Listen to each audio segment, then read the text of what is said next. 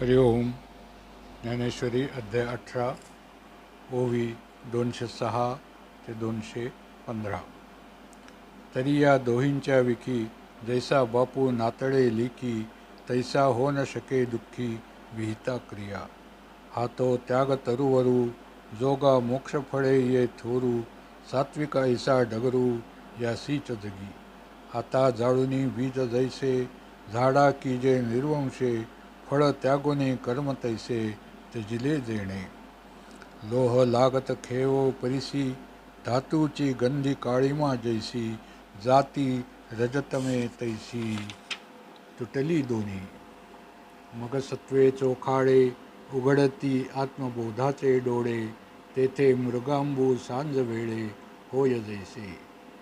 तैसा बुद्ध्यादिका पुढा असतू विश्वाभासू हा एवढा, तो न देखे कवणी कडा आकाश जैसे. म्हणून प्राचीनाचेनी बळे अलंकृते कुशला कुशले, तिये व्योमा अंगी आभाळे जिराली जैसी.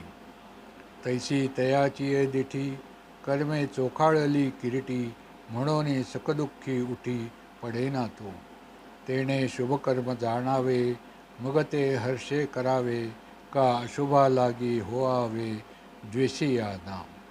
तरी या विषयीचा काही तया ऐकूही संदेहो नाही, जैसा स्वप्नाच्या ठाई जगिन्ना लिया. हरिओम.